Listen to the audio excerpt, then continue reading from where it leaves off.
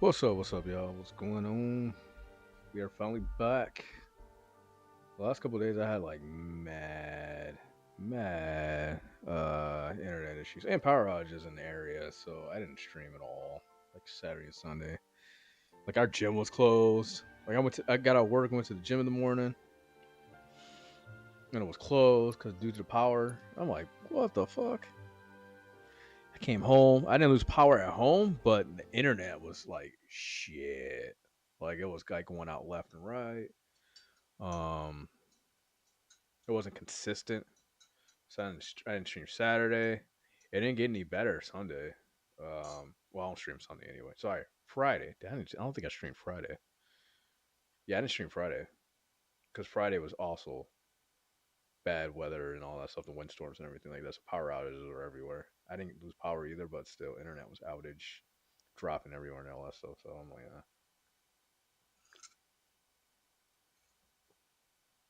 and then continue on to Saturday too. So it was pretty bad Saturday also. My phone just died.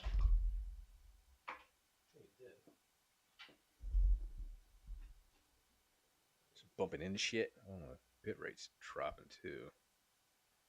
Oh, why? Oh, there it goes. Excellent. Just have to talk about it. Just I'll talk shit about it. That's all. So I know last time I played this, we beat story A, and now we can continue on the part B, Kane's story.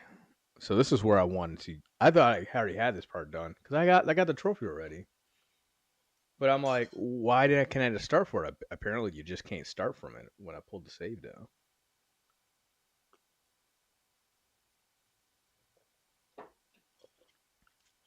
You guys excited for Christmas? Christmas. The Christmas. Oh, damn power on.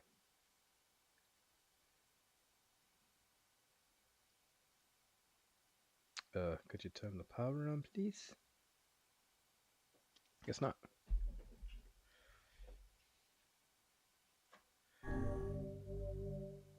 Operation complete. Guys, I got all your Christmas shopping done and all that stuff and everything.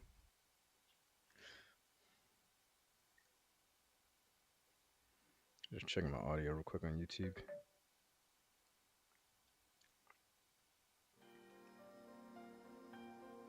Whenever I interacted with Kaine, I was reminded about something from my past. Maybe my mind has been confusing her with my sister this whole time. Anyway. Okay, audio's good on YouTube. I can hear myself.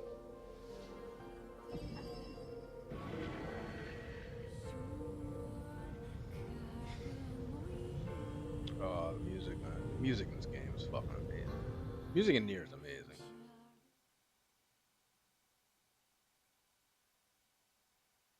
Kanye stream.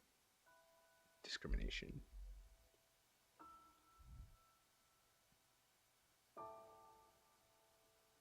Son of brains filled the village.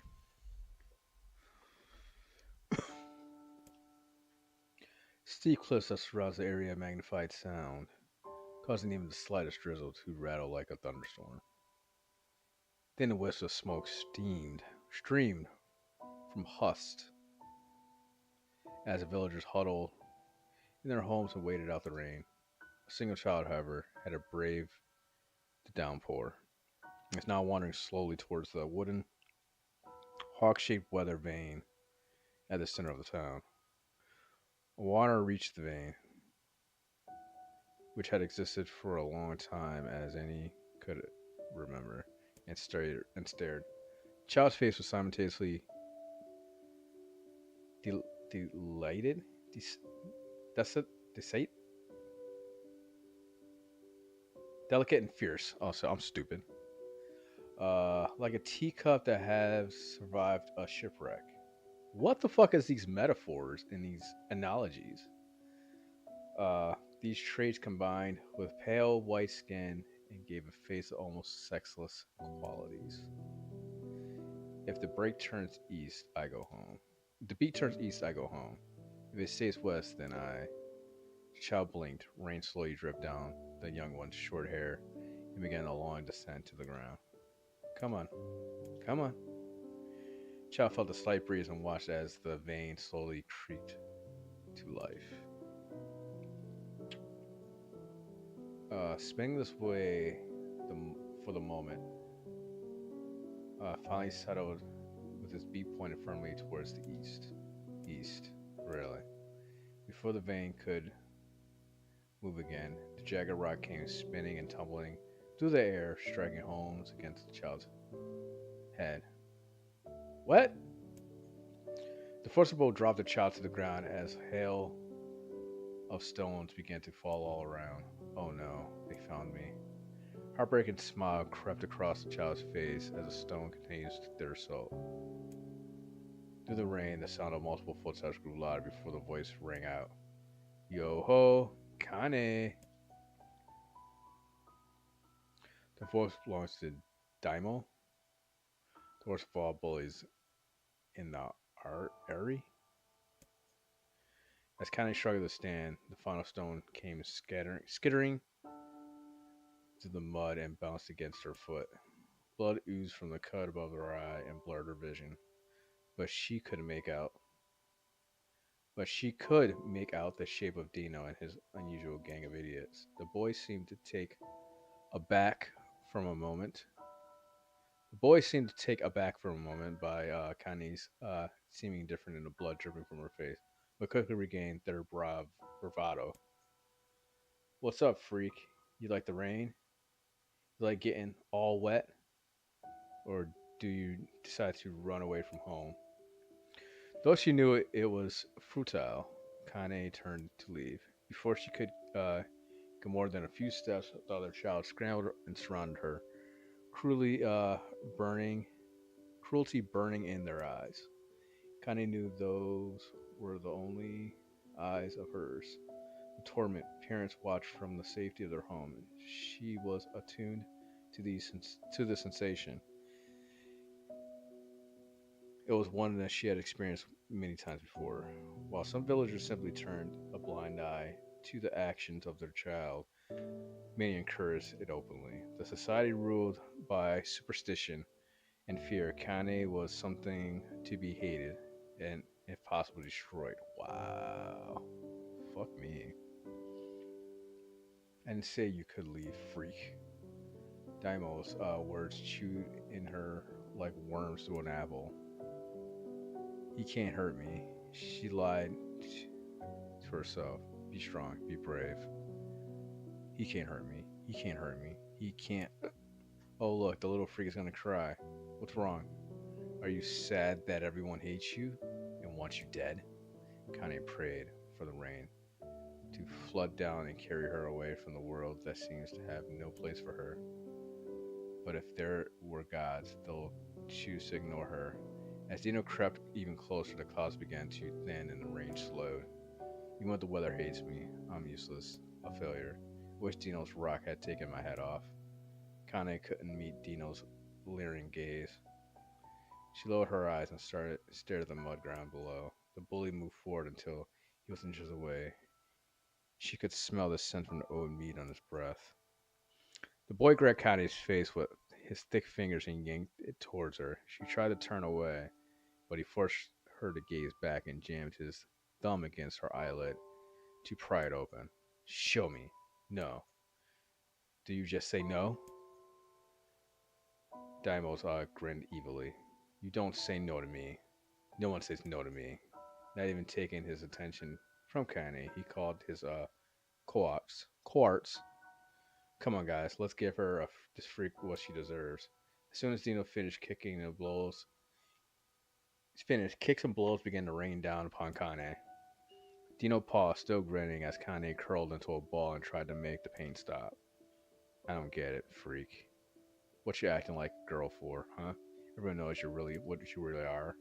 Kane ignored the question, choosing instead to stare at the weather vane. I couldn't be point. It could have put at ease, as seemingly confident about the future has been chosen for her. Go on. Yeah, that's a funny joke for someone. that's with dead parents and no home to go to. Freak, chanted the children. Freak, freak, freak. Connie closed her eyes and listened to the rain, waiting for the pain to start again. As the clutching hands of the village children closed around her, she bent her mind to the sounds of the rain, letting it become her entire world. The rain fell, but the pain never came. Only when the laughter of her torment turned to terrified cries did she dare open in a single blood caked eyes. Connie was shocked to see that Deimos sprawled on the ground, holding his head and screaming in pain. She could see blood welling from the space between his fat, twisted fingers. Oh my God, he's crying. He's actually crying. Deprived of their leader, the other children glanced back and forth between themselves, as if waiting for someone to step forward and take charge.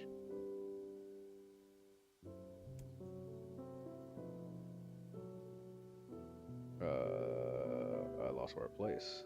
When no one, when no survivor emerged, they began to uneasily shuffle away from Kane. But the young girl was the least of their concerns. Instead, their attention was wrapped on the ancient woman standing a few feet away. After struggling for the breath, After struggling for breath for a moment, she finally spoke in a voice thick with rage. "Purr like a bitch, don't it? No, I suggest you scatter before I throw another one. You little bastards ever touch Kane's again, I'll do far worse than throw a rock. You can count on it." Oldman crouched down and gently touched the hand Demo was using to cover the wound. Before could think to protest, she grounded her palm into the wound and twisted it back and forth. "Ah!" I screamed. "Ah!" Leaping to his feet. "Stop it! What are you doing? Quit whining! Quit whining! Ain't no one ever died from a scratch. Hit me with a rock. You hit me with a rock, you stupid bitch. A big one, and things could have killed me." The woman shrugged. "Death is the best cure for stupid." Dallas was twisted with rage at her words, locking eyes on Kanye. He took a step backwards and spat on the ground. "Get out. Leave this village. No one wants you here, either of you." Seeing the old woman grab another stone, Daimo and his companions turned tail and ran. Flood, the old lady, grabbed her side and barked out a single laugh. "Look at the fat boy go. Guess he's healthy enough to run from a fight."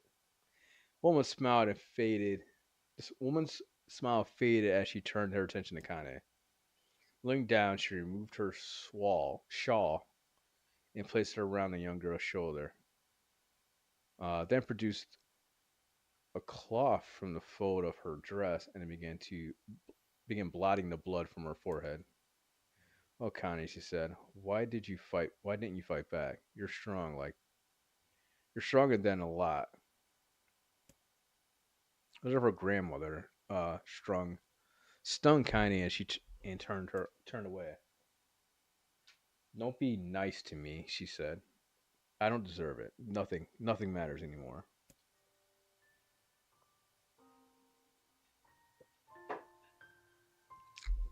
Her tears, held in cheek, held in check for so long, flagging to fall on the muddy ground below. "Everyone hates me. They think I can be. They think I cause bad things to happen. They think I'm a freak. I wish I was dead." As Connie's tears turned to sobs, she felt her grandmother's hand on her shoulder. Despite her divided her advantage in dim, diminutive size, she was a woman of surprising strength. Connie found herself unable to turn away.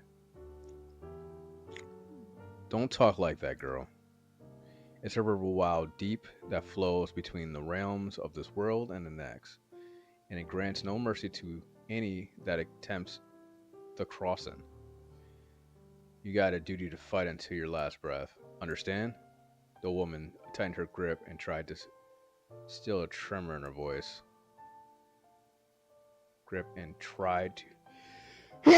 Ooh, excuse me. I knew that was coming. I was like, when is it gonna come out?"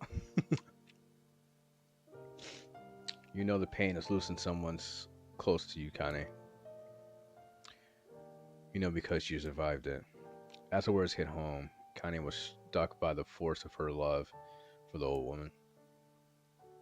As a young child, she didn't even know her grandmother, but when her parents died, the woman quickly accepted her as her own. Grandma, as Kanye called her, was cunning, vulgar, and quick to violence. And their first few years together had not been easy. With each year that passed, Connie and her grandma has grown closer. However, it was only now, sitting in the mud with tears of blood caking on her face, that Connie truly understood the depths of her affection. Here was a woman who had seen hard times, who had seen death, who had fought through all the things and somehow emerged on the other side. If anyone could understand Kanye's pain and loneliness, it's her. Did I make you sick, Grandma? Of course not. Don't be an ass. Oh my god, I could see how Kanye got her personality right here from Grandma, bro. Kanye drew her grandmother's mouth-eating straw around her body and moth-eating shawl around her body and shuddered. But my body, it's not normal. If it was normal, then Mom and Dad wouldn't. Hush, interrupts Grandma. I'm not here. I'm not hearing another word of this nonsense. You're my granddaughter, and I love you. And if folks have a problem with that, then they can just go to hell. With that, the old woman reached out and placed a wreath of dried flowers in Connie's hair. A wreath of dried flowers in Connie's hair. The skill it took to bend the flowers without breaking the stems or losing a single petal was remarkable. And the beauty of it made Connie want to cry all over again. Oh my gosh. Oh, Lunar Tears. I was about to say that. They gotta be Lunar Tears, which is Emil's favorite flower too. I think it's his sister's favorite flower too. That's why he likes it. These Lunar Tears, Grandma. You made this for me? Lunar Tears are legendary flowers. Most people could live their entire lives without ever seeing one. And yet my grandmother has somehow collected a dozen or more. Connie reached out and touched a wreath as if she couldn't believe it was real. Where did you find these? Just stumbled upon them while I was out doing shopping. Oldman turned away as she spoke, leading Kanye to suspect that the search has been more difficult than she was letting on. The pain she took to construct the ornament, let alone track down the flowers used in the construction, made Kanye's heart hurt. She reached up and gently adjusted the wreath, admiring the way it fell between her fingers. Don't don't quite turn out right. Didn't quite turn out right, said her grandmother as she squinted at it. These old hands have terrible with delicate work. These old hands have terrible with. Oh, that's is that a typo? These old hands are terrible with delicate work, I would say, right? But it sure like looks good on a pretty girl like you. Connie blushed and turned away. You think I'm pretty? Of course you are. What a fool thing to say. Thank you, Grandma. Her grandmother smiled. We're gonna be fine. You and me, she said. Long as we have each other, we'll be fine. Connie took her grandmother's hand in hers, and the two of them struggled to their feet. As they began to walk along the home, Connie gripped the hand of Grant. Connie gripped the hand with all her might, as if trying to stop smoke from drifting away from the wind. The rain had stopped. Connie stood beneath the weather vane, watching watching it spin in lazy circles, no longer caring about the direction it faced when it stopped. I don't need to escape. I have a home now. Grandma loves me, and that's enough, even if it's against the world. Connie let her gaze drift upon the past of the vane and its cloudy skies. The last faint hints of the rainbow were slowly fading. As she turned to head home, the light scattered into the million particles and vanished, seemingly taking away on the breeze. Damn, that's a long epilogue. Reading comprehension 101.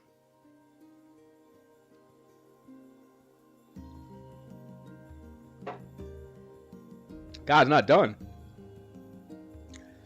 In the, in the distance, Connie heard a steady sound of axe striking wood. The noise had a purpose quality of it, and if she was hearing the woodmaster go about his work.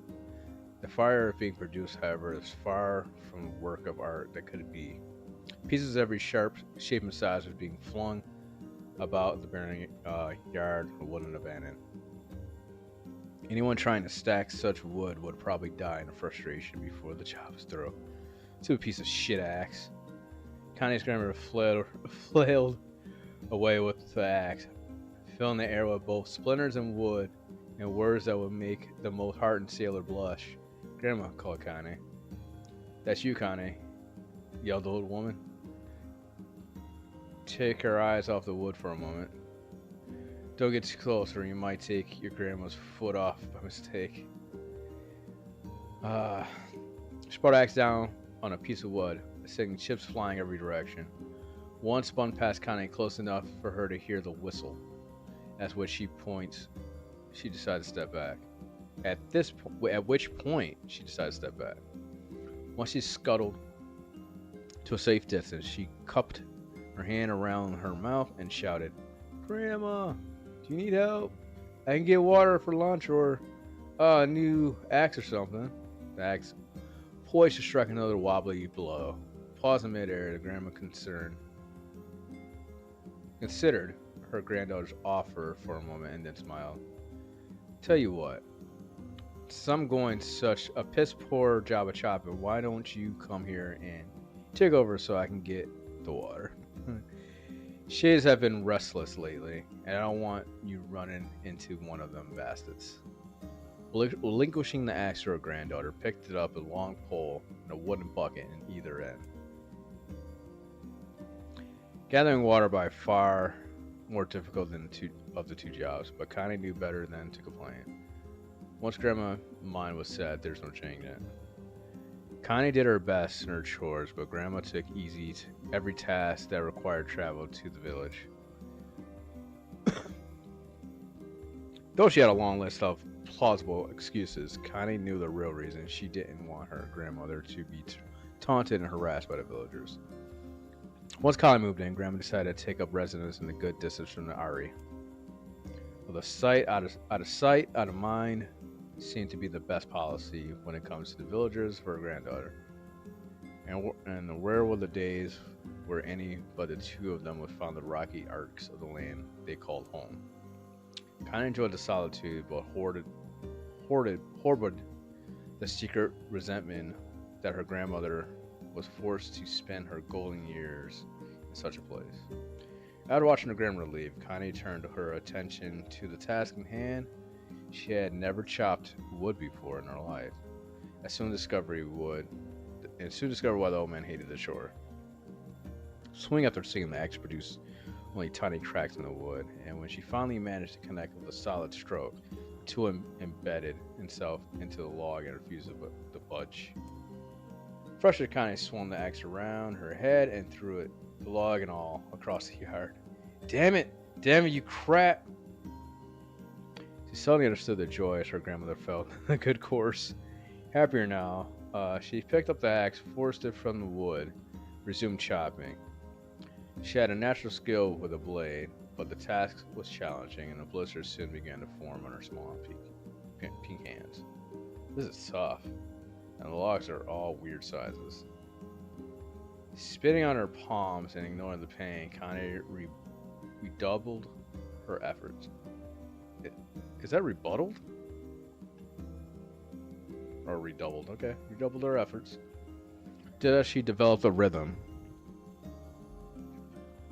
Grandma returned from the village. Setting down her buckets with a small sigh, she took one look at her logs and coughed up a wheezy laugh.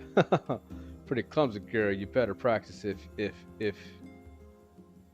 Her grandma suddenly collapsed to her knees, causing one of the buckets to wobble precariously. Sorry. Eyes wide, Connie dropped the axe and ran to her grandmother's side. Grandma, The old woman shook her head and pointed in trembling fingers at the bucket. Get the bucket. Can't let it spill. Connie steadied the bucket at the foot as she knelt by her grandmother. A small bit of water sloshed over the side and made a new home in the hem of her dress. But Connie didn't notice. Grandma, what's happening? Crazed in panic, she grabbed her grandmother by the shoulder and shook. After a moment, the woman lifted her arms and batted, batted Connie away. Stop that. Just stop, she cried, breathing heavily.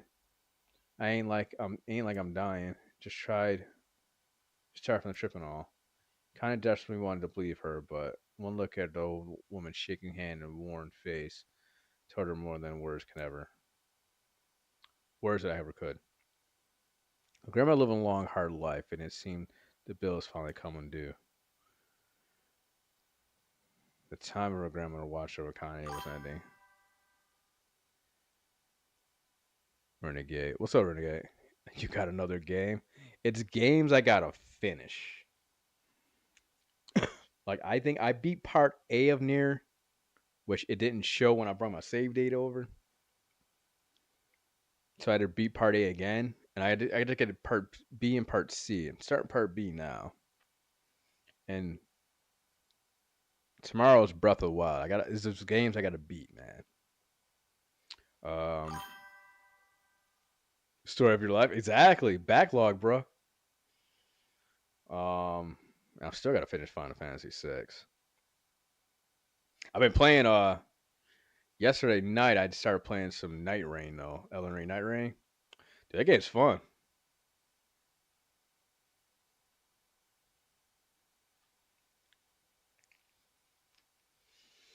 I didn't realize on PlayStation 5 they're not crossplay, so I can't play with anybody on PC, and I can't talk to nobody, man. The people I play with is random, so there's nobody I know that has a PS5 version. Everybody's like on PC. So I just get random people that's online and just play with them. But so far, I got two Dark Lords dead out of 6 runs. I got two of them that I got all the way through. It's pretty fun.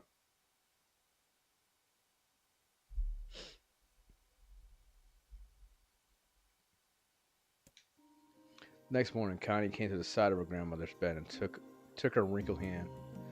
Grandma, you're sick. You need medication. I'm going to the village. The woman shook her head and tried to rise, but Connie gently pushed her down. It's all right, she said. I'll be fine. Her grandma fixed her gaze that could melt still. After what seems an eternity, she finally lowered her eyes. Am I gonna actually play anything? Or is this just all dialogue? I am confused. Well, I don't like it, Grandma. I don't like it, damn. God damn it. But I guess I should quit being so stubborn and let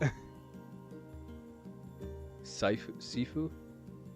Is that the karate game and all that stuff? The roguelike karate game?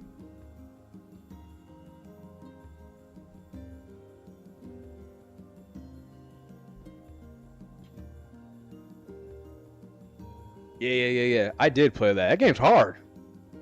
I think I got to the second or third stage, and I couldn't get past that shit. I gotta keep up in my skills and all that stuff, but it's all right.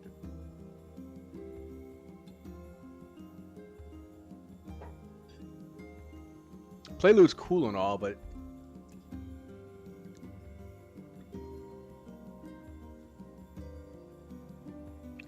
woman watched as Connie strapped her boots, made her way down the road to the village. Hours later, an unseen sun made his way across the dark, rainy sky. She was still watching. Connie moved at a brisk pace, checking her pockets every few minutes to make sure the money her grandmother gave her was still there. Every noise caused her to spin on her heels, making sure she wasn't being stalked by a shade or worse. Damn, I want this game. I think after I finish these spool of games, I'm definitely going to be playing Lords of the Fallen.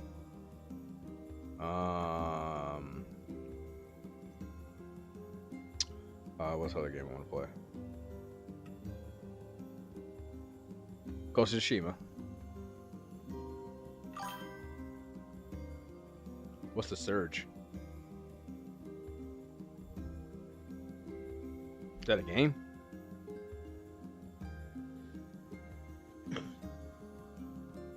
Never heard of that.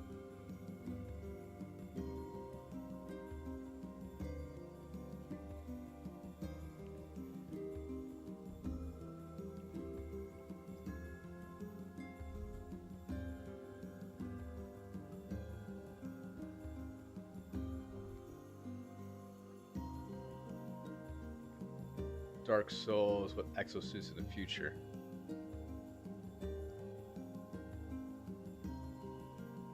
Really? Never heard of that. Why have I not heard of that?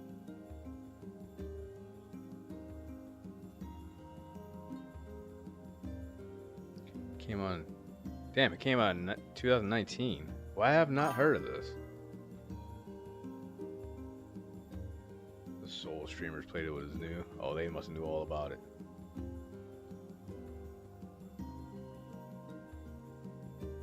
Oh, it's a dual pack.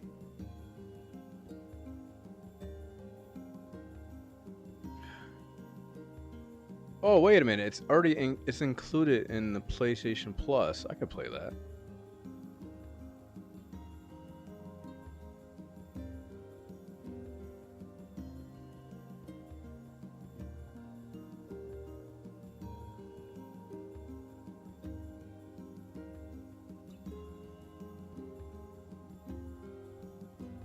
Yeah, it's on my PS Plus account, so I can play that for free.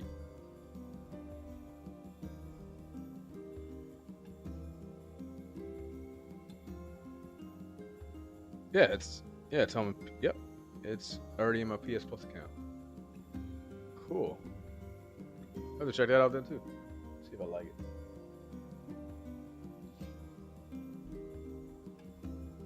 Except I didn't play Dark Souls back then. That's true. I played in 2019. Probably God of War. Definitely God of War. When God of War came out, I was definitely playing that shit.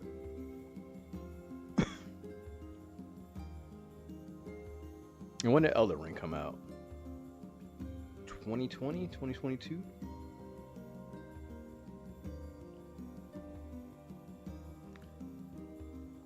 So no, I was definitely playing Bloodborne in 2019.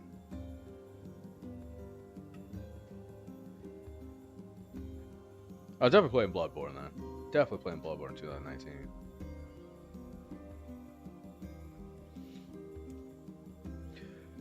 Few adults could see, glance sideways at her, then mutter to each other behind and raise hands before slinking away to the shadows.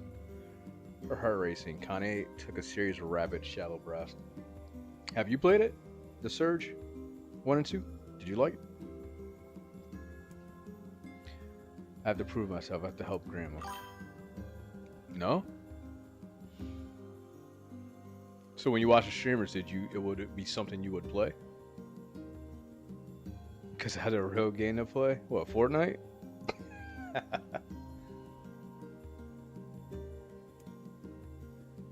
Shadows wears herself over and over as she slowly made her way. Finally, her eyes settled to the routed older woman who was angrily waving her arms in the air and telling everyone to listen exactly what she thought of Kane's presence. "Hey lady," said Kane, in a bravado she did not feel. "Where's the apothecary? Apothecary? What?" The woman flabbily cheeks shook of bewildered anger.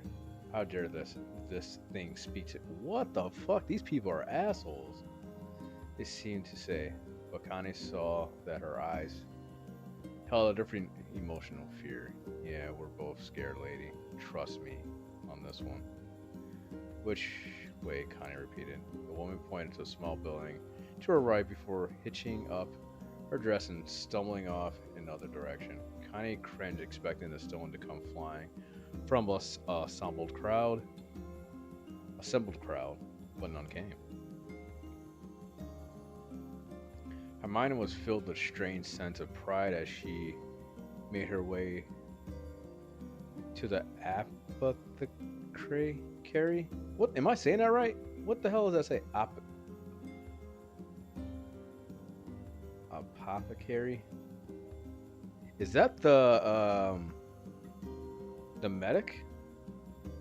medical herbal place? Is that what it is? But the emotions a little took her to take root. But as soon as she opened the door, she noticed a familiar customer at the counter. Oh shit! It was Daimo. Clearly been sent here from some kind of family errand, but his gang of followers nowhere to be found. Oh shit! About to have one-on-one beef. Oh my god! He sputtered. I mean, oh, what are you doing here, freak? The insult was delivered without force, and Connie happily ignored it, stretching on tiptoe to see over the counter. She asked the shopkeeper for medication. Ha! Baked, barked Daimo. The old bitch finally kneeled over. Oh, that motherfucker. They're definitely right, Daimo, to be hated. Go to hell, Daimo. Boy's eyes grew so widely it seemed ready to fall out his head. I'm probably gonna stream Night Rain sometime this week. Just a run. Show how ass I am. I'm playing John Elden Ring, whatever the main normal character on there. Till I get him, and then I'm probably gonna play the person, the eagle dude with the shield, which is the. He's got made HP, and then I'm probably gonna try the dude that can repel everything, can. And then I got the DLC now too, so I got like the extra people, the new areas and stuff like that, and the cragged earth because it goes down in layers now too. And Torius, I can fight a Torius when I get down to him. I gotta unlock him though.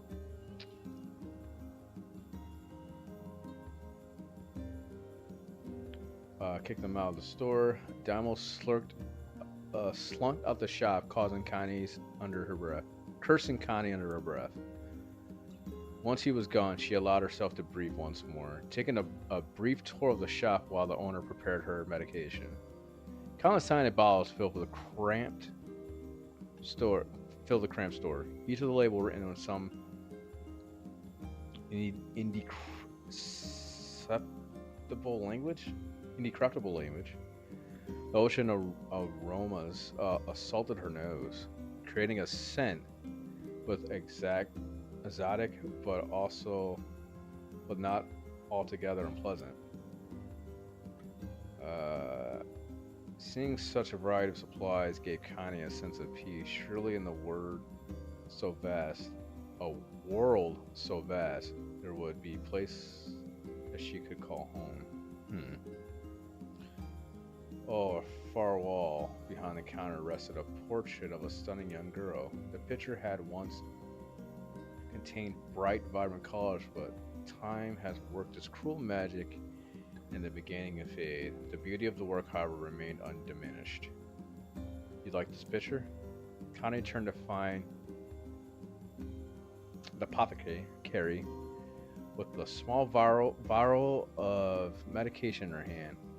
His eyes were gentle but sad, and they seemed to stare through her and into nothing as he spoke. What the fuck? Oh, is she a shade already?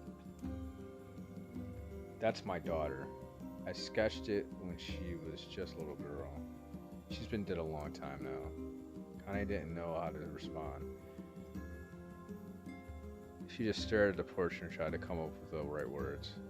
Pictures are wondering things. Continue the shotgun radio. Let the ones closest to you live on forever. Nice. He shook his head slightly, then looked down at Connie and smiled. Handing her the medication, reached into a sizable green apron and produced a handful of old wax crayons. You should have these. There's no one left that would that I wish to draw. Wow.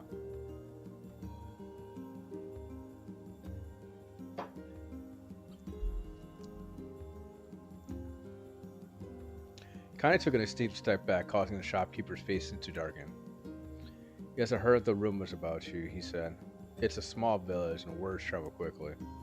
Between you and me, I'm not sure which of them to believe, but I also don't think they matter much. I know your grandmother, Kaylee. Oh, her grandmother's name is Kaylee. And I think the way she's driven out this town is just deplorable. Grandma's name is Kaylee, thought Connie suddenly. She was still mulling the new fact of her mind as she reached out and gently took the crayons out from the apothecary hands. Apothecary's hands. Your grandmother is an old friend of mine, he said, as Connie scooted away yet again. I owe her much. I wager she will like it if you drew, not draw, drew, a picture of her. I think she would like that very much. Connie murmured in a quiet agreement, but inside her heart was bursting. Never before had a villager treated her with any but complete contempt. It was tiny, almost impeccable step, but it was a step nonetheless. And with enough tiny steps, she might one day discover the rest of the world. When Connie returned home, she found her grandmother asleep in the bed. Her feet was blackened and raw, even bleeding in bits and places. Then Connie thinks she's been pouncing around the room until exhaustion finally caught up to her. She placed the medication by her grandmother's pillow and turned to leave, but found the old woman's hand clamped around her arm. Back already, are you? Why did I just turn Scottish? Asked her grandmother in a yawn. Come here. Let me have a look at you. Grandma sat up and examined Connie from head to toe. Finally satisfied with nothing terrible had befallen her grandchild, she leaned back and allowed herself to relax. Well, how was it? Those bastards gave you any trouble? It was kind of fun, Connie said in a small smile. No, seriously, it was. Fun, eh? Asked her grandmother in a voice which impaled. She believed anything but. So anything you need me to run an errand, just let me know. As she spoke, Connie removed the crayons from her pocket. After a brief explanation of their source, she informed her grandmother that she was going to sketch her portrait. A portrait of me? Ridiculous. No one wants to stare at a wrinkled old comb. Grandma, it will make you live forever. Horse shit, said her grandmother, throwing back the sheets from her bed. Living forever would just piss me off. Now, put those crayons away and help me with dinner. But Connie would not relent, and at the end, Grandma found herself burning against the wall of the house as a posing for a master artist. Oh, that's cute. Connie took out the crayons, eyed her subject carefully, and set to work. Just as her grandmother was about to nod off, Connie finished the piece. After staring at it for a bit, she released it from her grip to let it slowly drift to the floor. It's terrible. It doesn't look like you at all. I'm sorry, Grandma. Thought the crayons would, make drawing easy or something. The woman's eyes narrowed, and her granddaughter's disappointment. Let me be the judge of that, she said, ignoring the pain of her back and reaching for the paper. The sketch could have been a person's face. There also could have been a blunder of lump of clay or an incredibly misshapen loaf of bread, all written in a chaotic array of colors.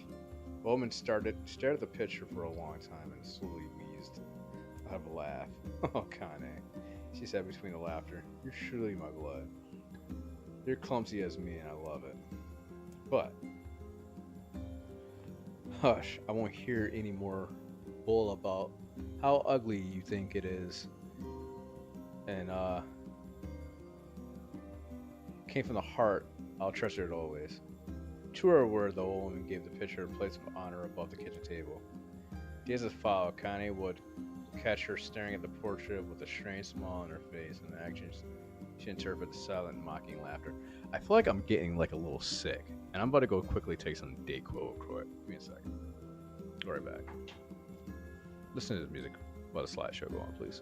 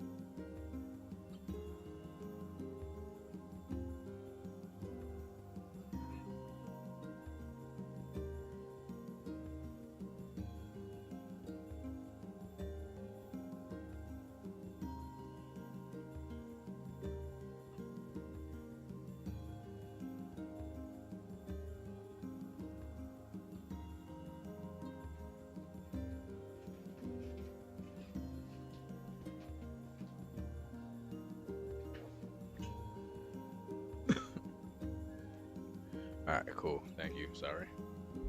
Let's take that. Ugh. A week later, Connie could stand it no more and asked her grandmother to take an artwork down. Push, said the woman. I'll take it down when they roll me in a shroud. She pondered this for a bit and then turned Connie and dropped to one knee. Listen to me, girl. Seeing this picture makes me happy in a way I never felt before, and it makes me want to go on so that someday you can feel the same happiness. In that moment that buried itself in Kanye's memory, the perfect blend of pride, love, and joy that came together in a form of lifelong remembrance. She swore to never forget this moment, to never forget the old woman who had made her place in the world possible. Time moves on, people's memories move on in our life, and ghosts passing through the hall. But this moment is different. Kanye swore because I'll remember it forever, forever.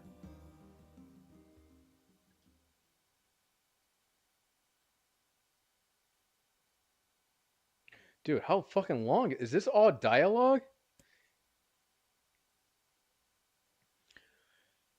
Connie listened to sound cracking wood and started the black object in her plate. She's been pushing it around the wooden disc for god 10 minutes, ignoring the beamish stare of her grandmother. Finally, she summoned her courage and gave the object a brief sniff, and sharpened, blistered scent flew out her nostril and made it home there, causing her face to twist with disgust. Grandma, I can't believe you want me to eat a bug. Old woman threw some more wood under the cooking pot and snorted. It's not a bug, you fool, girl. It's a berry. Is this all dialogue?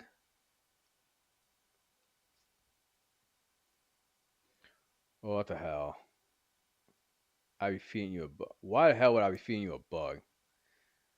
Yeah, well, I'm sure it looks like a bug, said Kane. Br- I think it's burnt or something because it smells terrible. With that, Kane held her nose and threw the berry in her mouth, chewing little as possible. Oh yeah, that's terrible, all right. Why, you little brat, laughed the old woman. Look at the sass on you. You've been spending too much time with me, and that's a fact. 5 years has passed since the moment of Kanye's grandmother saved her from the bullies. This is often the way of two stubborn people. Their relationship has grown and fits and starts, but move forward all the same. Meals that used to somber affairs will now filled with laughter and hurled abuse in equal measure.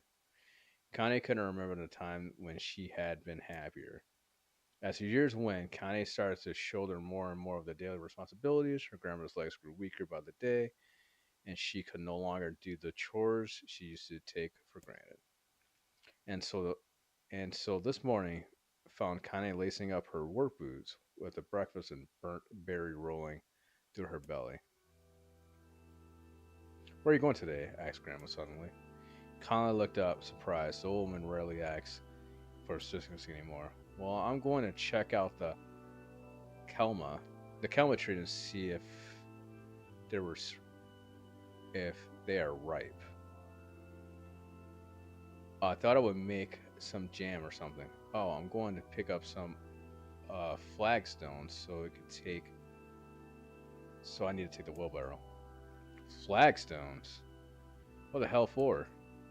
Kind of stared at Grandma, then held up her arm and swept it around their home. Constructed mostly of cloth, rope, and rubble, the old place sagged like a boxer in the final round. Grandma, a dying cat could chew through this house. I'm going to build a stone wall so we have some protection. Woman laughed, exposing her toothless grin to the world. God damn it, girl. If a bunch of thieves want to ransack this old place, let them come. We're going nothing worth stealing anyway. I'm not worried about thieves. I'm worried about shades. People saw one in the West Village yesterday. The old woman tilted her head and stared at her granddaughter. Well, shoot. I don't know why you have to do today. I don't know why you have to do today. We can worry about some others. Grandma, no. If I don't go to the Kelma tree today, we won't eat tonight, you know that. A confused expression passed across the woman's face, and for a moment she was a small child lost in the carnival. Yes, she said, after a bit. Yes, of course you're right. I'm sorry, Kane. Lately, it seemed my mind is. She didn't finish the thought. Instead of walking over to her nightstand and gently taking a wreath of lunar tears from her drawer. The flower petals have aged to a brilliant whiteness, and Kane thought it was more beautiful now than the day she first received it. You're going to be a true woman soon. Her grandmother. Don't Kane have a lunar tear in her hair? Her back of her hair? Oh, you're going to be a true woman today, Grandma. Fuck, I just said it. Grandma said she placed. Grandma said as she placed the flowers in the girl's hair. That means less chatter about shades and building defensive walls, and more talking about how beautiful you become. I know it kind of reached up to remove the garland, but then looked at her grandmother's face, stopped her hand. You are a beautiful thing, said the old woman, and there ain't another like you in all this world. I'm very proud of you. Okay, Grandma, that's enough goddamn complaints. Compliments for the day. Such a mouth on you. Where'd you get that come from? Gee, I wonder. I'll teach you to sass me, girl, yelled Grandma.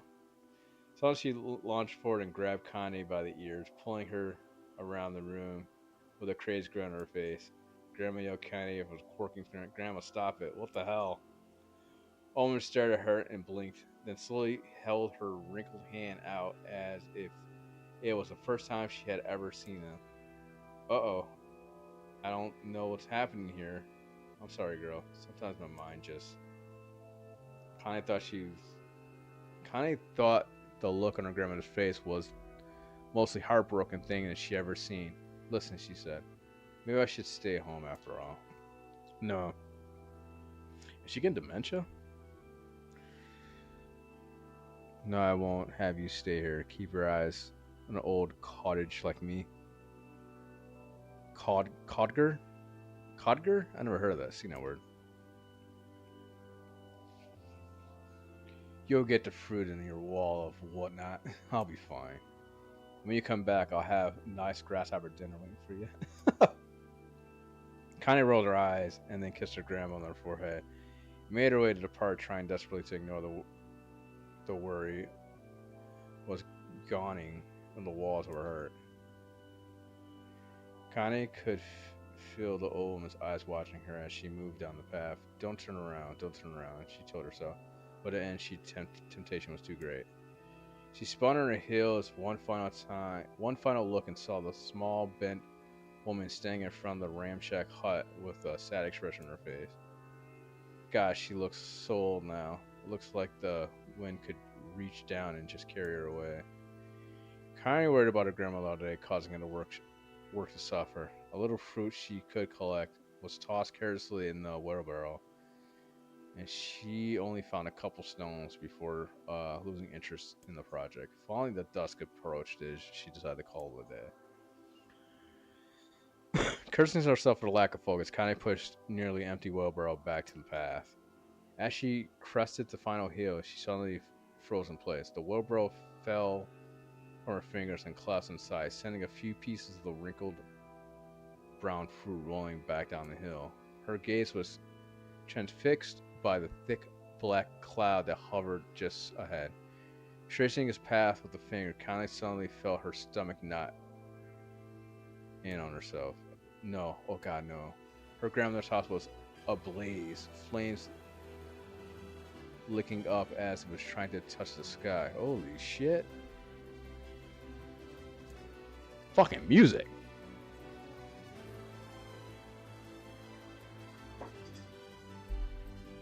Grandma.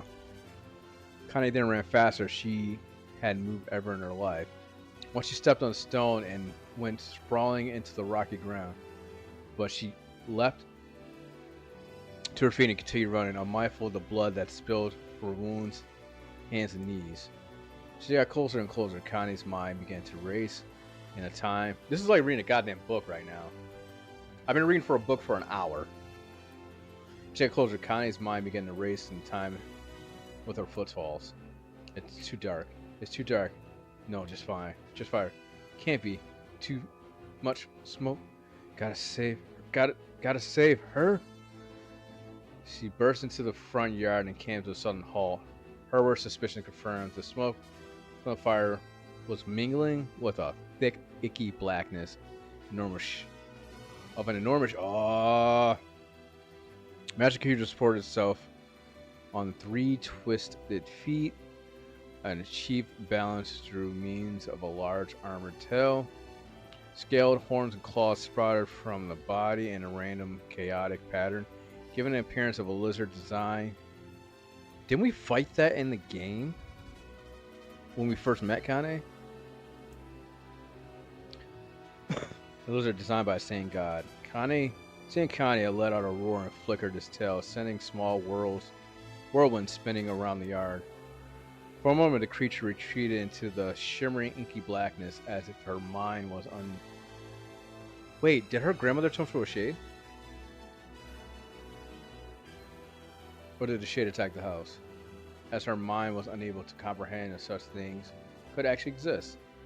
But then the smell hit her, a blend of rotten meat and excrement, and her horror became once for real. The creature bellowed again, and this time Kanye responded with a scream of her own. Alright, you bastard. She thought to her screams echoed off the high cliffs around them. It's you and me, let's go. The shade eyed Kanye with abysmal, bemused interest, then began looking from her to the house and back again, as it urged her to look at the destruction it had seen gleefully wrought. With dread building in her heart, Kanye glanced towards the house. Through the smoke and flames, she spotted a small figure struggling to escape the ruins. Grandma! Oh, damn, I thought the shade was her grandma. At the sound of her voice, the old woman began to wavering frantically. She's alive. Thought Kanye's alive. Kanye's legs sprang into life as she raced across the yard towards the flaming wreck of the house. Before she could advance more of a few steps, the shade opened its mouth and let out a roar powerful enough to uproot trees and send them flying.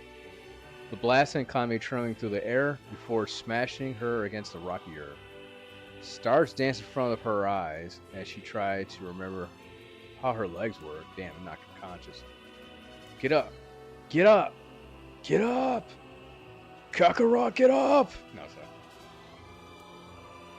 As Kanye struggled to her feet, the shade stomped towards the house and pinned the grandma to the ground with his tip of his claws. Old woman struggled to move the claws from her hand stomach, but she might as well have been pushing a mountain.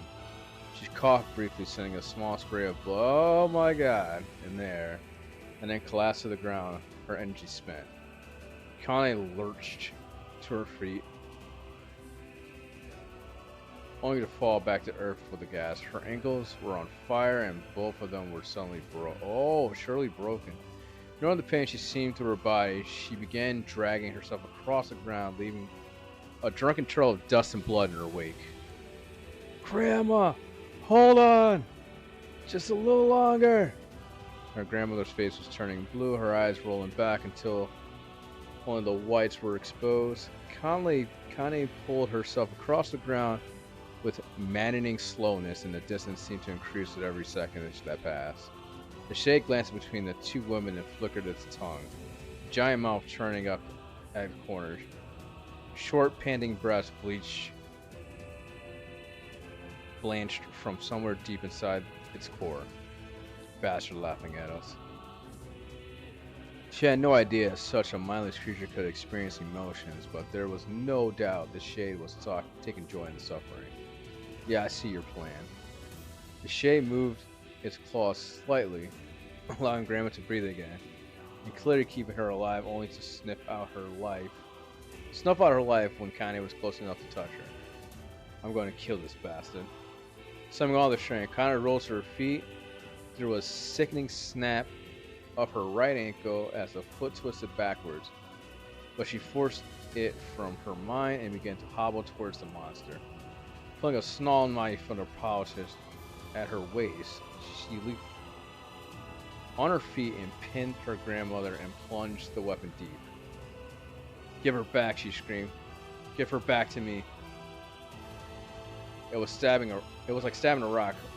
After a few swipes, the knife broke at the hilt with a dull snap. The shade painted laughter again. Then raised his tail and sent it rushing through the air towards the young girl that was lashed at his foot. Kanye never had a chance. The tail struck her square in the chest and sent her crashing through the barreled wreckage of the home. As she lay on the ground, the blood pouring from multiple wounds, a small, weak voice spoke up. Kanye.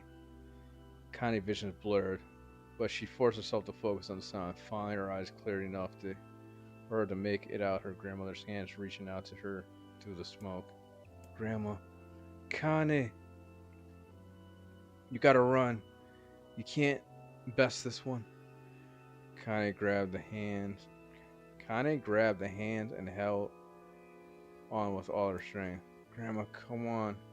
We have to go. Woman coughed loudly. One of her hands, slick with blood, slippery from Connie's grasp, and thumped to the ground slowly. Below. Grandma, no. I said run, god damn it. You have to live. You have to get through. The thought would stay forever unfinished. Before she could say another word, the shade clawed foot sent it smashing through the remains of the roof and down upon the shattered figure of the old woman. Blood oozed from the grass in the creature's toes, and terrible, putrid smell assaulted Kanye's nose once again. She stared at the foot, dumbfounded, convinced that she was seeing could not be possibly real. When the creature finally lifted its appendage, all that remains underneath was a twisted, unrecognizable mass of rubble and red. Her grandmother was gone. Connie blinked, trying to feel the hands which has been in hers just moments before. For a fleeting instant, she could remember the warmth of the embrace and trembling of their fingers, but then the sensation drifted away with the breeze and was gone. Jeez. Memory flushed through Kanye's mind after the other, faster and faster until it became meaningless, jangle from the noses. Kanye screamed then, a thunderous sound that echoed off the cliff and seemed to roll away forever. The shade eased forward, black incore pouring from its mouth and dissolving into smoke on the ground below. Earth shook with every step. as it crept towards its prey.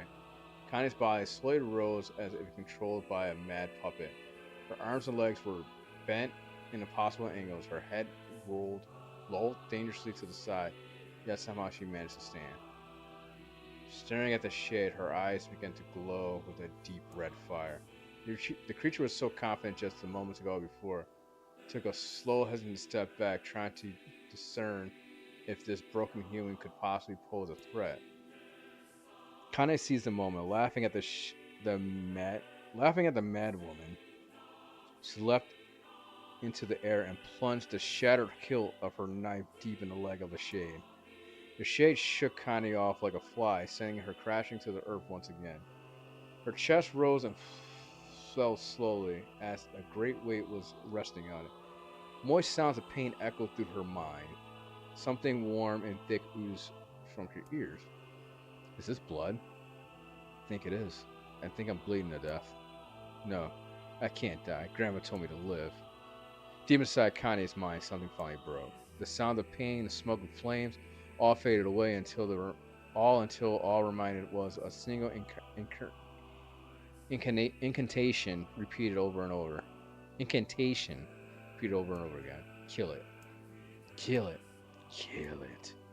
Kill it. Kill it. It will kill. Forge and fire, baby. Kill it. Kill it. Kill it. Kill it. Kill it. Kill it. Kill it. Kill it. Kill it now. As a spark that was in Connie slowly began to flicker and die, she felt her desire to kill, her desire to live, blend into one. The distance between the heartbeat grew longer and longer and longer.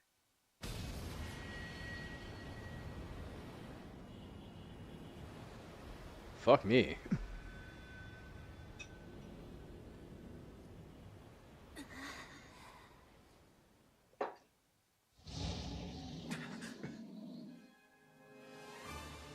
The beast approaches. I never thought we would actually get to the game. I thought it was going to be all dialogue.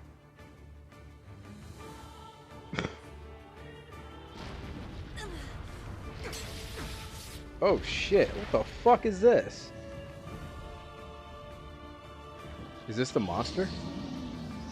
I need to go to my Phoenix Blade. I'm about to fight this fucker? Oh shit, I forgot to play.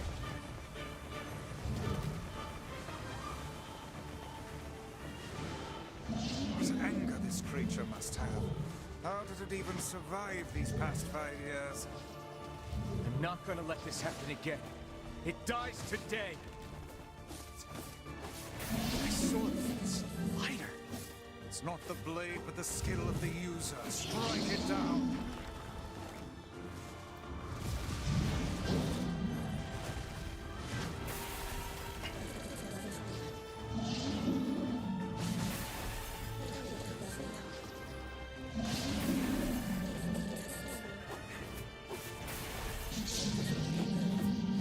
Am I killing it?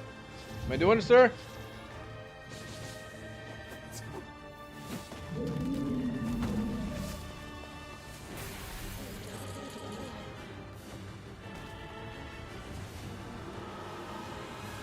What the fuck is this? Double fisted. I'm choking the shit out of this.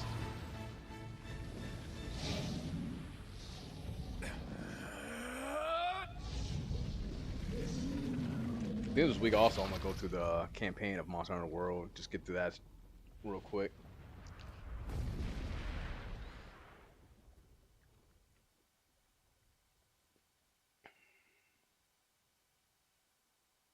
So now I'm confused. So we got through one ending, and now we're gonna have to go through this. This. We got Kanye's story. Everybody go do more dialogue.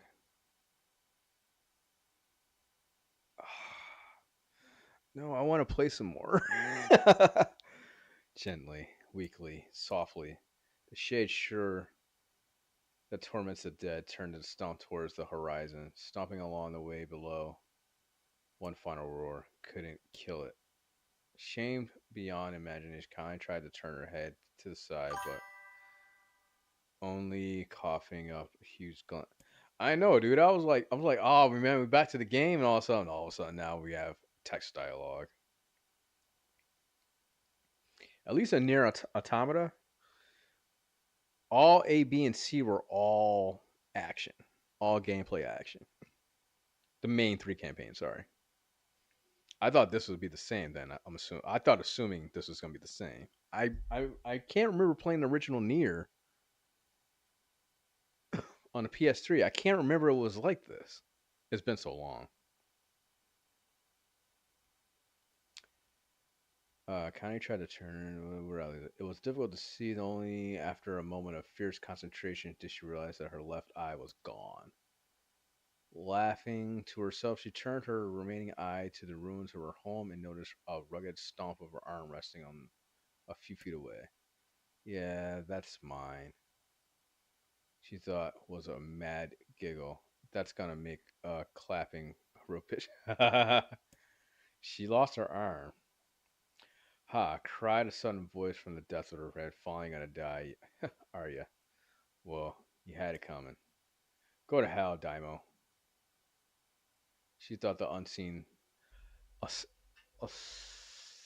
assailant. Go to hell before I pluck out your eye and feed them to a dog. What the fuck is going on here?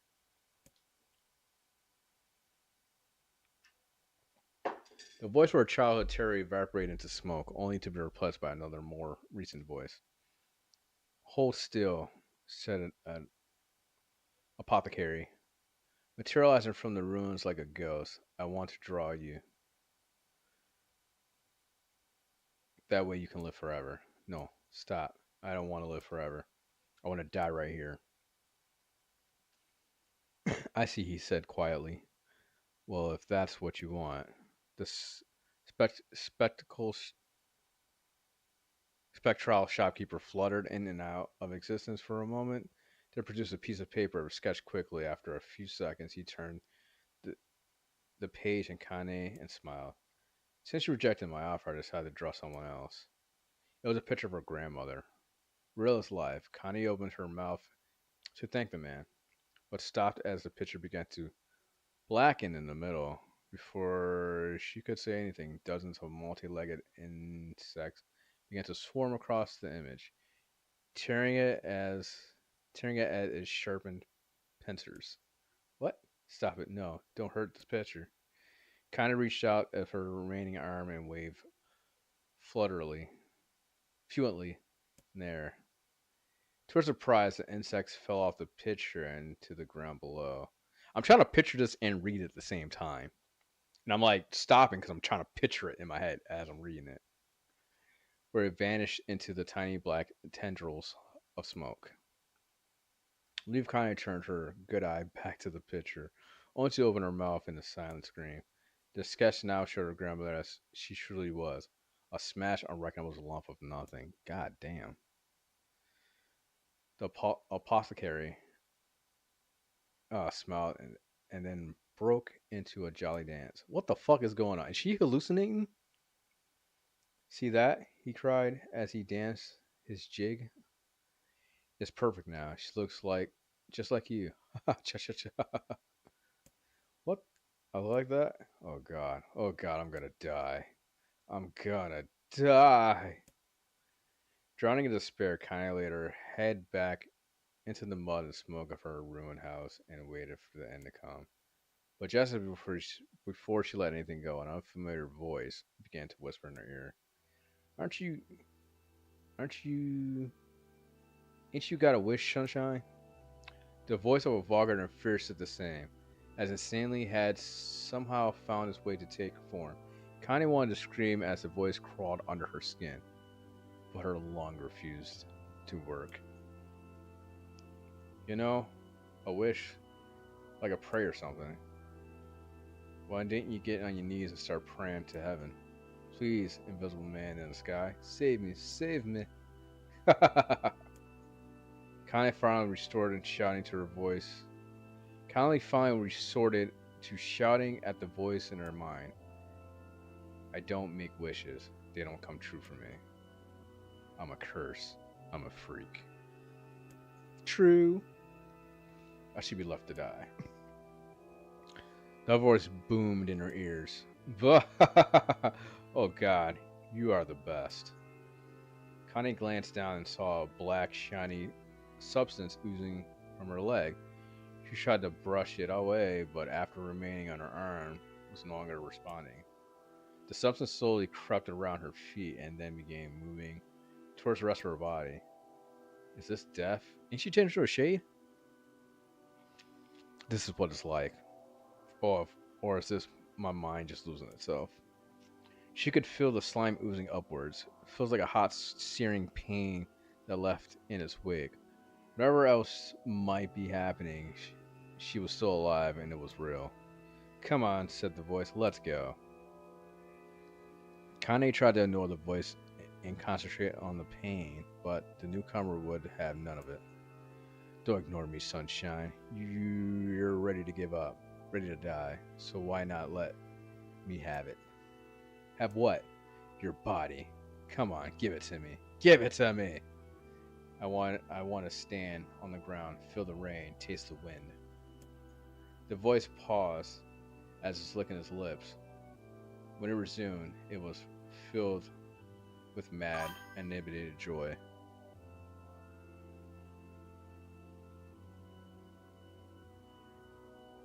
Where's on screen book simulator? It is. It seems like it's like it wants you to read and picture all this in your head. I'm tired of reading. I feel like I'm reading an audiobook right now. I sound like a goddamn audiobook right now that stutters. I want to take your hand and use them, choke a goddamn life out of people. Who the fuck is this? I want to tear out their throats and bathe in their blood just like before. Just like before. Huh.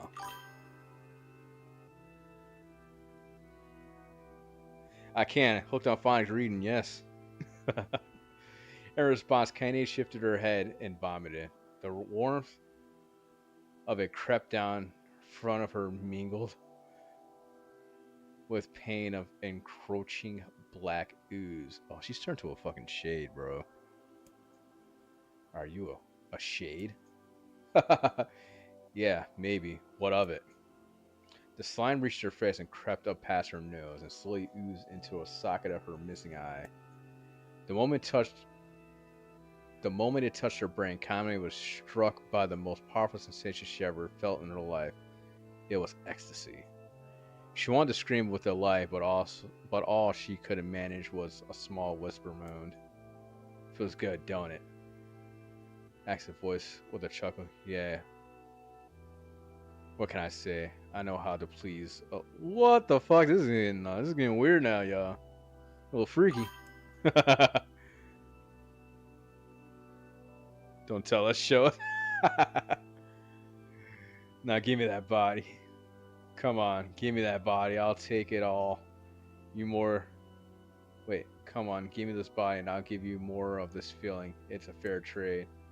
Black lump began to protrude through Kane's side.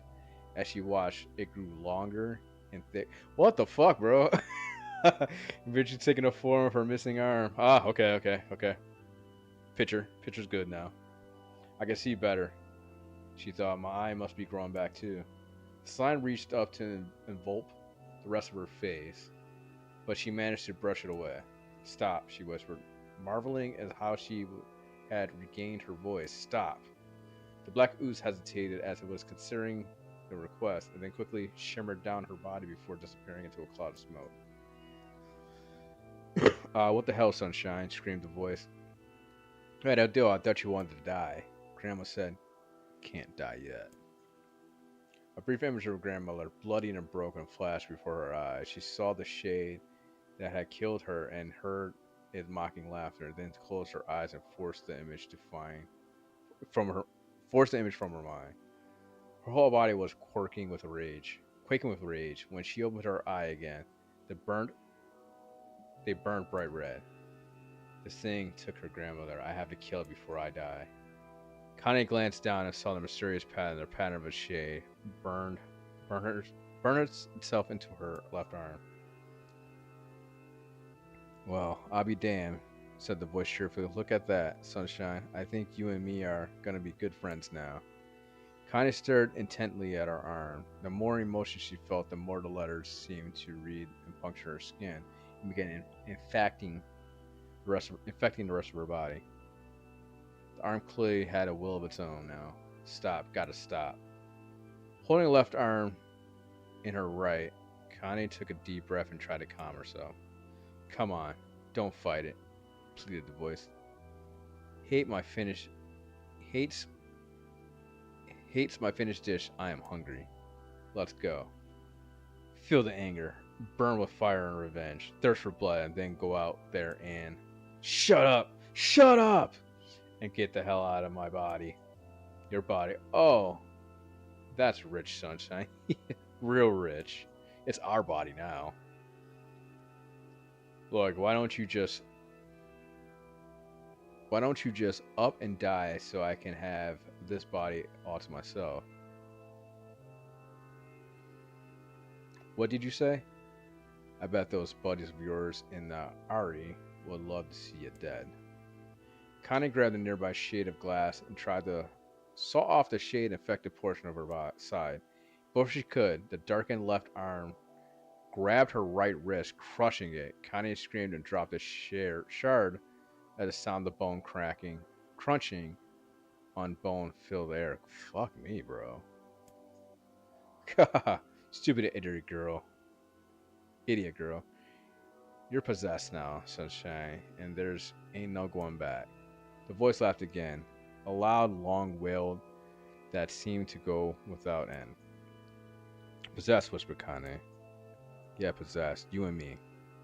We got what you might call a timeshare agreement. Really?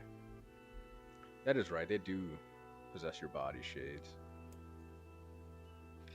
Remember, folks used to think you were a freak. Well, we're taking a load of you now. Oh, dude, fucking Joker wasn't the Joker said that? Wait, they get a load of me.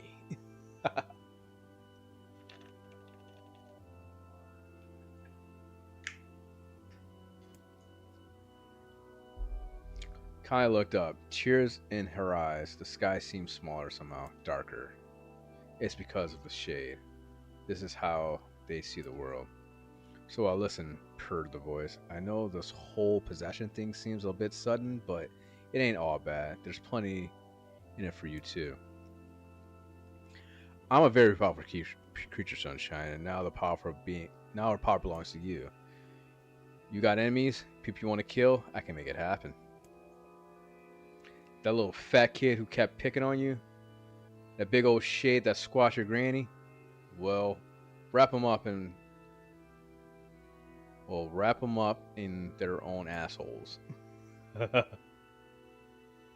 more abuse for you, Sunshine, no more pain. Wait, said Kanye. You're a shade. Why would you help me kill another shade? What do you think? I'm some kind of racist? What the fuck? Some killing snob? I don't give a good goddamn who you murder, honey pants. I just want a drink from the well. He just wants carnage. This is fucking carnage. Is this what's Venom? What is he called? I can't remember off the top of my head. Kind of considered this as she struggled to her feet, the power of a shade cursing to her. The smoke from the house was drafting away to the winds as she enjoyed the way the cool evening breeze felt on her left arm. After a long pause, her voice spoke up again. So, how about it? You and me. We could have some good times together. Look, I'll even take care of the bloody part if you don't want it. Fuck off, asshole, muttered Kane. I'm handling the killing. Screamed the voice. Look at you go. Okay, Sunshine, we're gonna have so much fun. So listen, my name is Tyron. And if you ever need me, I'll be hanging out in this piece of meat you call a heart. Damn, bro. Now let's get to it. The more kills, the more your heart turns rotten and sour, and I like rotten and sour. Connie found herself nodding At the voice. Yeah, she said. Yeah, I think this can work. I'm gonna find that shit and I'm gonna strangle it with my own guts. And when I'm done, I'm gonna do the same to you, Tyrant. Count on it. Left Tyrant. Shit bigger than you. So good luck with that. Oh, that's fucking hilarious. Oh, and hey, one more thing. Right now, you and me are sharing this body, but if you ever run out of hate, if you ever, go soft, then I'm gonna take over everything. Oh, no wonder why she's such a hard ass then. So keep on killing Sunshine, I'll watch your back. The voice grew fainter and gradually faded away, fading to somewhere deep inside Connie herself. Connie waited until she was sure the voice was gone and waved her new left arm around a few times. I feel perfectly normal, she thought. I feel like mine. Desperately, she began poking and pondering at the new limb, determined to find something wrong with it. She didn't want to feel normal. She didn't want to feel normal. That would mean the creature inside her was already one. I am not a shade. I am Kane. Repeating this mantra in her mind, she slowly began digging through the rubble of her house, being careful to ignore the certain red stain spots in the corner. Finally, after she seemed like the eternity of heartbreaking, she found what she was looking for. The picture? Oh, the wreath of the lunateer. Though it had been through the hell and back, the garland petals were as bright as ever. Connie started to place it on her hair, but then slowly lowered it. The wreath then slowly lowered the wreath and stared at it. I'm sorry, Grandma. I'm sorry, but I don't deserve to wear this anymore. I'm possessed, corrupted, a freak, and this time I don't think there's any going back. Holding the flower in her heart. Holding the flower to her heart, Connie fell to the ground and sobbing. Night gradually lightened to the dawn of people in the area arose. To their daily lives, she remained in the position, as if tears could somehow wash away the horrors of the now infected her world. Alive! Stay alive! Stay alive! Grandma. Kaine, you gotta live! You gotta come back to us! Is there any point I can save?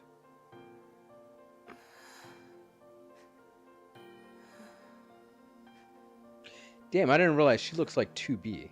Oh, hey.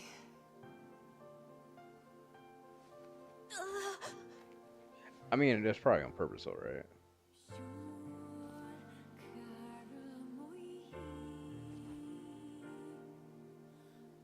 Or A2. Maybe A2. Emil. I mean, they kind of all look You the were the same. one calling me, weren't you? You still recognize me? Of course. I knew you right away. Thank you, Ass cheeks. Kaine. In heels. Welcome back, Kaine. Wow. Hey, is something happening? I know, right? So, how long has it been? I fought a shade and read another hour of dialogue.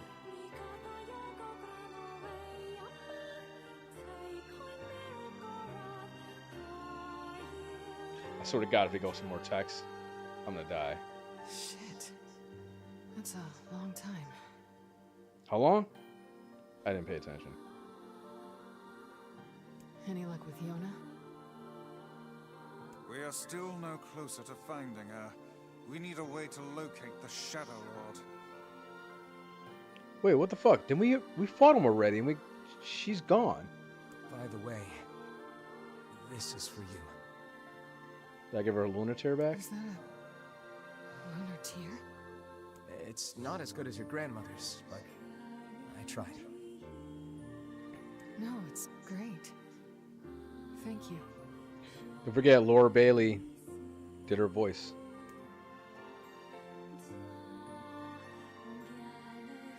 I swear to God. Kaine waking from her long petrified sleep. Emil's unflagging kindness. Our reunion was a happy one. We let it wash over us like rain. I didn't realize how That is, much. until Devila and Popola had to go and ruin it all. I didn't realize how much this music is also in Nier Automata. Are you kidding me? You can't be serious. All this is like kind of like remix. This not this version, but Nier Automata has remix versions of these songs. Please try to understand.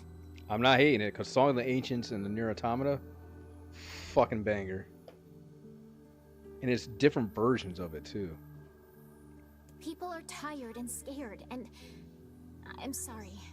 I'm sorry Like- you have to bear the brunt of that. Like the city ruins, like when you first play Nier Automata, it's all nice and small, mellow, and then like as the game goes on, the area gets more dramatic as the story goes on, and then it becomes like a crescendo of dramaticness and singing all in there.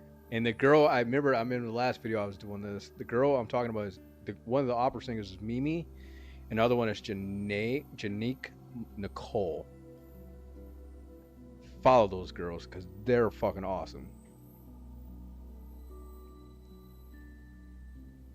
And there's another one too that they sing. Janae Nicole sings "Way to the World," the ending song in Nier Automata, and she wrote it too. It's fucking amazing. But they have multiple songs together too in that game. This is crap, and you the know soundtrack's so good.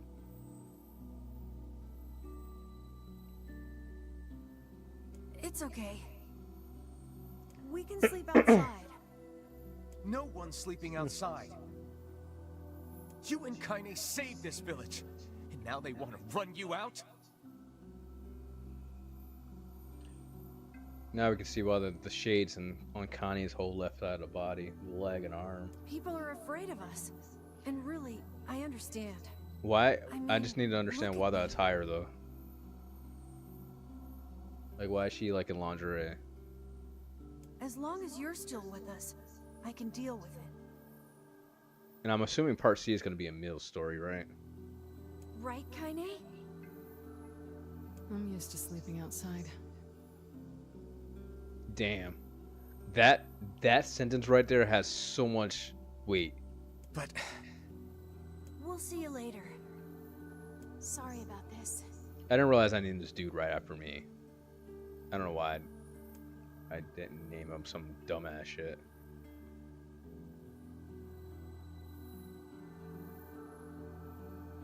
What is the matter? Grimor, I love Grimor Weiss's voice. Kaine What is the always sleeps matter? outside. I never thought about that until just now. Never even occurred to me. Damn it. We should turn in. I want to save. That's what I want to do. I want to make a save point. I've been playing with an hour and a half, and I don't even know if it's saved or not. For the first time in my life, I hated Devila. For the first time in my life, I doubted Popola. But those feelings are pointless in the end. So if you guys never seen like the old copy of Nier, I'll show you They real said quick. and did what they did for the sake of the village. To protect it from the horror of the Shades. But yeah, Nier had Emil and everybody on. Really, how can I blame Devila and Popola? In the end, I'm just as bad. Because I never once stopped to think about Kaine and Emil's situation myself.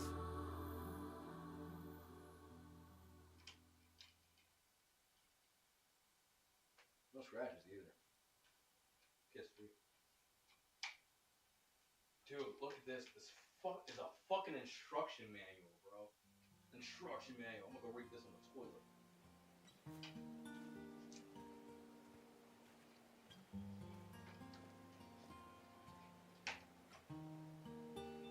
I should apologize to Kaine and Emil.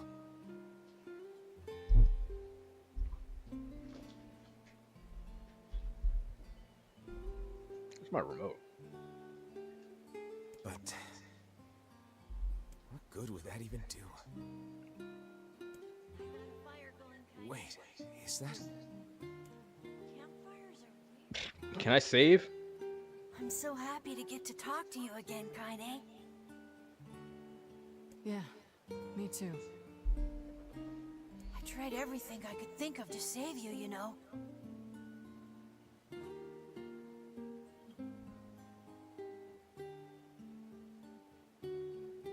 I polished you with a special cloth.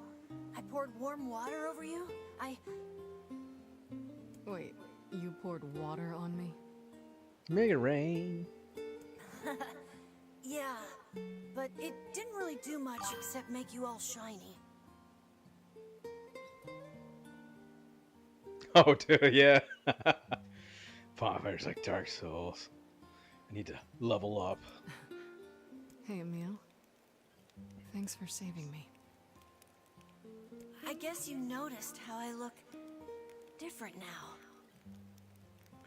I kind of think I want to play Elden Ring again. Like, what would it be? New game plus 5? I'm gonna get one shot at by every boss. I'm sorry, Emil.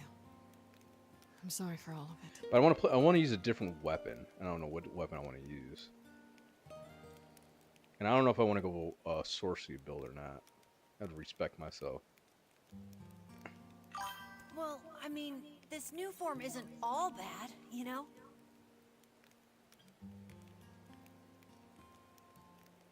At least I can look at you when we talk, right? Hey, so why don't you tell me something about yourself? I'm not very interesting. Sorry. She does have a lunar tear. Come on, I just want to know you better. Please? Fine. This all happened when I was a kid. Before the whole shade possession thing. It's a Kerber without the fur. My body is different. It's Emil, And when the man. villagers found out about Great it, character. they started treating me like a freak. I played Nier Automata before I played this, and I didn't know nothing about Emil until, and I was like, well, let me play this game. Well, I played the original Nier. After I played Nier Automata, I played the original Nier, and now I played this. Or did I play this and then I played the original Nier? One of those two happened. But one person, my grandmother, accepted me just as I was. Just want to get the backstory of Emil. No matter how bad things got, she gave me the strength to keep going. This game's a newer game because they made Nier Automata, and then first it was Nier, and then they made a Nier Automata, and then they turned around and made a remake of Nier, the original Nier, with a new protagonist. Well, yeah, it's a new protagonist, kind of the same story, but a new protagonist in a different direction. Sorry, sort of. She's really special to you, huh? But everything else is still kind of the same. Yeah. Oh, hey! That gives me an idea. Since we cured your petrification, we should start looking for a way to cure your possession in my body.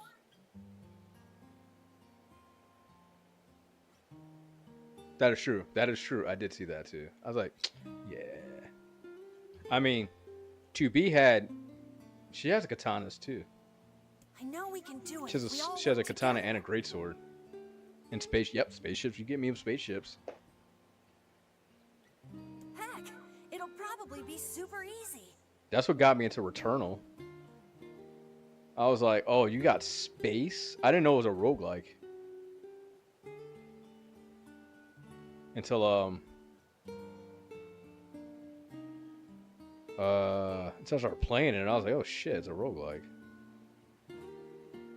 Let me guess. More warm water?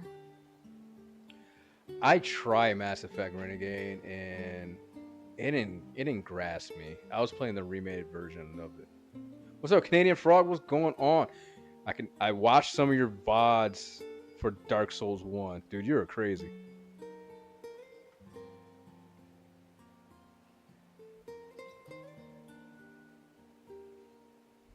Playing Dark Souls with no armor on.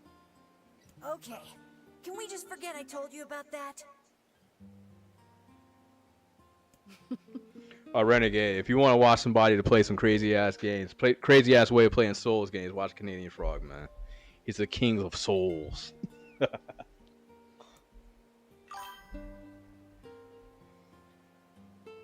Doing good, bro. How you doing, man? What are you playing right now, Frog?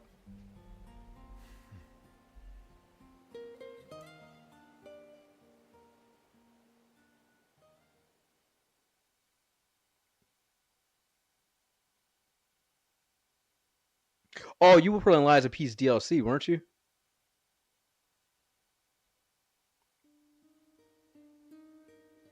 Sleep well? Is he mastering? He's mastering Souls games, yeah. He's really great. He's really good at Souls games, man. Oh, oh my God, dude, Hollow Knight's on my radar too, bro. Sure. And yet your red eyes tell a different tale. I don't know if I'm ready for it though. I played like an hour of it, and I'm like, I'm gonna come back to this. Finish last, dude. How did you like the last boss of that game?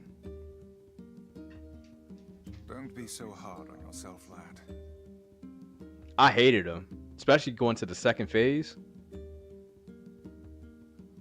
I had to cheat and use that that grinder thing where you can block all his attacks, automatically block critical attacks. I used that in the second phase. Like at the beginning of the second phase, I used that when he starts doing his fucking crazy ass attacks. I was like, oh, this dude's gonna kill me. But in DLC, it was fucking great though. Coolest boss ever. Pain in the ass boss ever to me. Very well. Oh my God, I can actually play the game now. Some money. What might that be? It's Mom's diary. Mom's I diary. have not heard you speak much about your mother. Yeah, me either.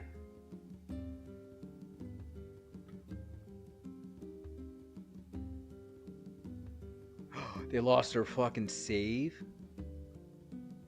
Yeah, he did look like Robot Joker from Batman. Melania, still your favorite. Dude.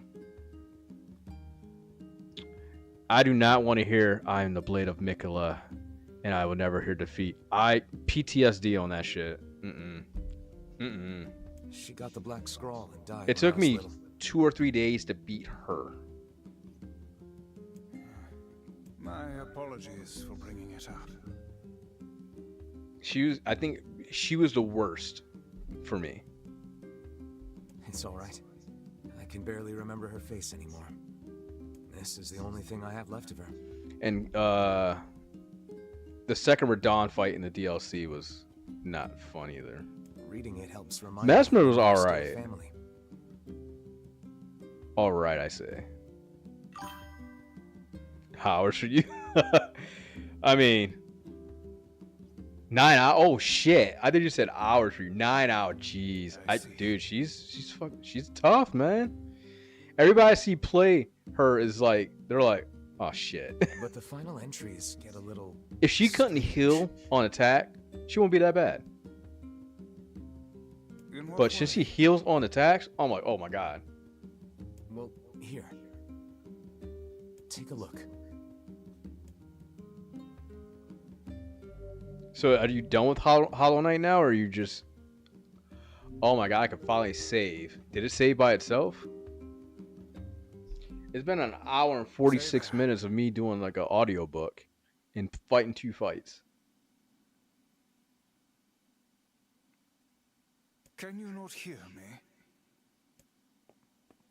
Criminal, who are you talking to? My eyes. Wait, who the fuck is this guy?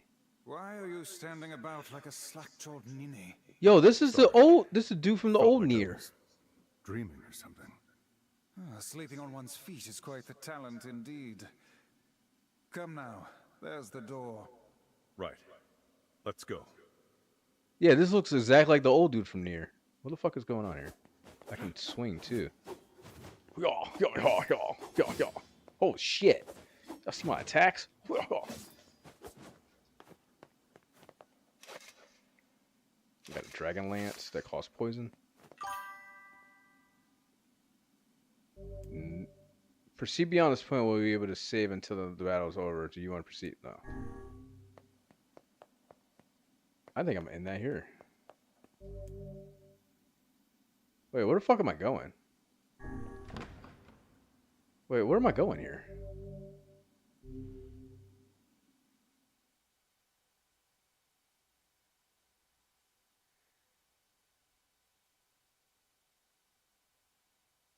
I don't need to start over. Oh, that's good. My word. Something wrong? I feel as if I've just awoken from a most unpleasant dream. I know what you mean.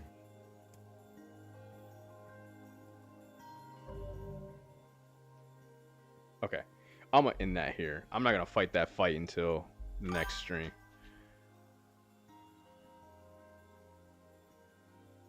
You too, man. You streaming tonight?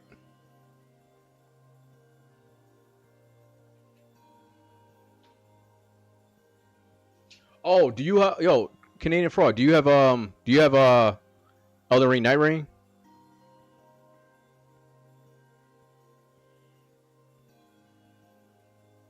And what do you have it on? Do you have it on PS5 or PC?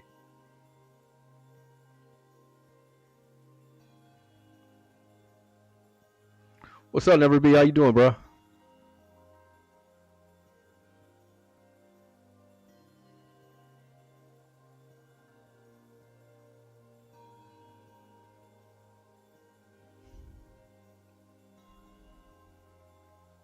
I'm trying to get people on some squads on Elden Ring Night Rain that I can actually play with and like chat on Discord with. So I installed Discord on my computer. Not computer, but PS5, so I can do like Discord chats.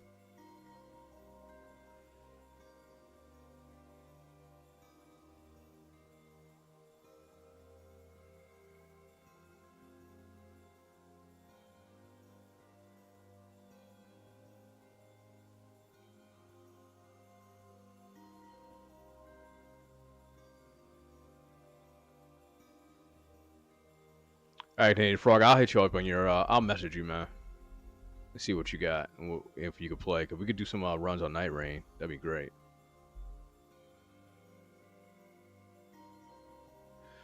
But until then, tomorrow I'll be back on tomorrow. Hopefully my internet don't be. We don't know windstorms. Internet be popping like normal. All right, y'all. Till next time. Peace out. If I don't talk to none of y'all too, y'all have a good holidays, Merry Christmas, and if I don't talk to y'all before that, Happy New Year's. Peace out.